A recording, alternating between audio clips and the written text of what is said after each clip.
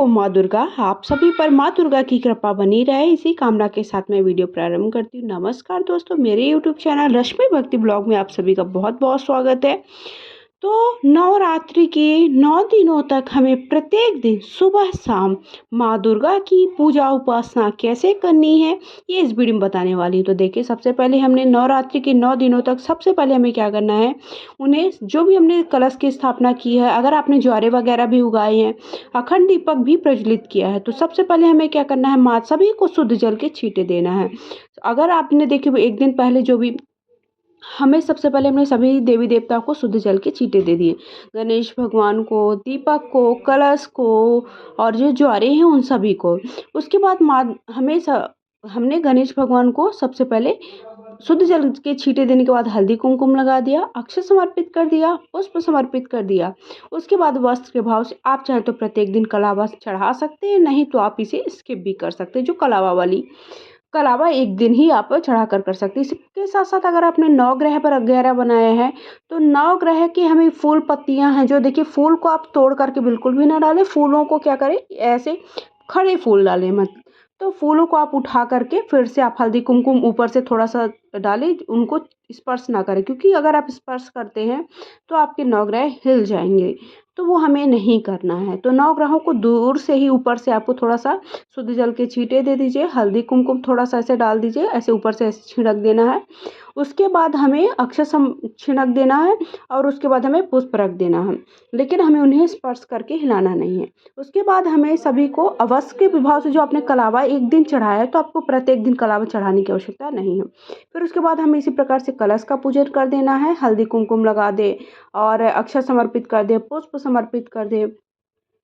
यहाँ पर आप वस्त्र के भाव से कलावा भी, आप कलश को भी चढ़ा सकते हैं। देवी माता को प्रत्येक दिन आप नए फूल चढ़ाइए, फूलों की माला लेकर के आएँ। अगर आप चाहें तो चुनरी भी आप प्रत्येक दिन नई चुनरी चढ़ा सकते हैं। तो इस तरह से हमें देखिए प्रत्येक दिन सुबह शाम की पूजा करना है। शाम के वक्त हमें पुष्प वगैरह नहीं चढ़ाना है। शाम के वक्त केवल हमें जो हमारे पुष्प हैं, फूल हैं और भोग है, वो भोग को हमें उठा लेना है और नया भोग लगा देना है और आरती कर लेना है शाम के वक्त। लेकिन सुबह के वक्त हमें क्या करना है, नया भोग चढ़ाए और भोग में आप चाहे तो पान का भी भोग प्रत्येक दिन लगाएं, और जो भी आप भोग प्रसाद लगाएं उसमें, जैसे बतासे का भोग है, पहले दिन आप मिठाई, आपको पता है कि घी मतलब गाय से बनी हुई चीज़ों का भोग लगाया जाता है। जैसे गाय के आप चाहे तो घी का भोग लगा सकते हैं, चाहे गाय से बनी हुई खीर का भोग, मिठाई का भोग लगाएं। तो इस तरह से प्रत्येक दिन हमें अलग अलग 9 दिन तक 9 अलग अलग भोग लगाने के लिए होते हैं। 9 दिन तक 9 रंगों के कपड़े भी पहनने का होता है। तो उस तरह से आप 9 दिन अलग अलग भोग भी लगा सकते हैं। नहीं है तो आप कुछ नहीं, तो आप केवल मिश्री का या फिर बतासे का भोग लगा दीजिए। उसके बाद हमें जो भी फल आपके पास हो जाए, तो वो फल का भोग लगा दीजिए। सुहाग की सामग्री हमें प्रत्येक दिन चढ़ाने की आवश्यकता नहीं, हमने एक दिन चढ़ा दी है।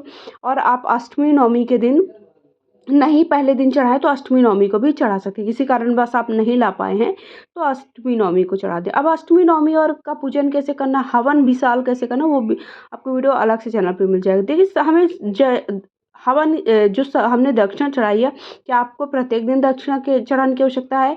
तो अगर आपकी सामर्थ्य है तो आप प्रत्येक दिन 11 रुपये, 21 रुपये, 51 रुपये चढ़ा सकते हैं। नहीं है तो आप एक दिन चढ़ा दिए, तो आपको रोज रोज चढ़ाने की आवश्यकता नहीं है। हवन हमें जरूर करना है, सुबह के वक्त कर लें तो, या फिर शाम के वक्त, जैसा आपकी सामर्थ्य है, जैसे आपके समय है उसके हिसाब से। तो हवन करने के लिए आप देखिए प्रत्येक दिन हमको छोटा सा ऐसे कप से हवन कर लेना है, छोटे हवन करें। लेकिन अष्टमी नवमी को हमारा विशाल हवन होता है, वो हवन की वीडियो आप सभी को चैनल पे अलग से मैं प्रोवाइड करा दूंगी। अभी हमें नॉर्मल हवन करना है, तो जो हमारे हवन कप आते हैं वो कप ला लीजिए। वो देखिए बहुत ईजिली हमारे जलाने में भी होते हैं, और मार्केट से जैसे हम गाय के उपले वगैरह लेके आते हैं, उसे जलाना भी थोड़ा कठिन होता है, और मैनेज करना, उतना बड़ा हवन करना थोड़ा अ, समय के ऊपर है देखिए सभी के, क्योंकि हम इतना मतलब हमारे घर के प्रत्येक दिन के जो काम है उसके साथ साथ हमें ये सारी चीज़ें मैनेज करना थोड़ा कठिन काम हो जाता है।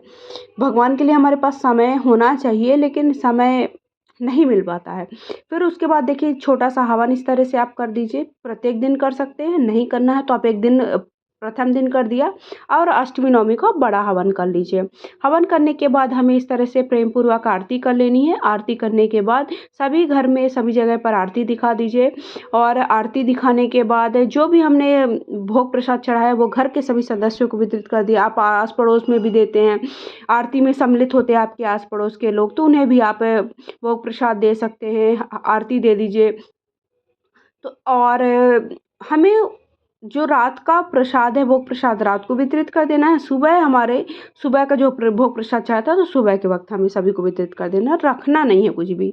और माता रानी से प्रार्थना करना है कि हमारी पूजा में भूल चूक में जो भी हुई हो उसमें हमें माफ़ करें, क्षमा करें और हमारी पूजा को स्वीकार करें। इसी तरह से हमें प्रत्येक दिन 9 दिनों तक सुबह शाम की पूजा करनी है। यहाँ पर आप पान का भी मैंने बताया कि आप मीठा पान भी ला करके माता रानी को भोग मतलब मुख शुद्धिकरण कर सकते हैं।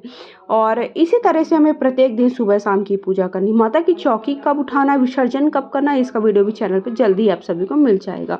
और गणगौर का भी पूजन का वीडियो आप सभी को जल्दी चैनल मिल जाएगा। तो आई होप आप इस सभी को जानकारी मिल गई होगी कि नवरात्रि के 9 दिनों तक प्रत्येक दिन सुबह शाम की पूजा हमें कैसे करनी, किस विधि से करनी है, किन नियमों का पालन करना है। और अगर आप 9 दिन तक व्रत रख रहे हैं तो प्लीज़ आप ब्रह्मचर्य का पालन करें। साथ ही साथ कोई भी घर पर तामसिक चीज़ों का प्रयोग ना करें। घर में सुख शांति रखने के लिए वाद विवाद ना करें। आपसी प्रेम बनाए रहें। जय हो माँ दुर्गा। अगर वीडियो पसंद है हर हर महादेव लिखें।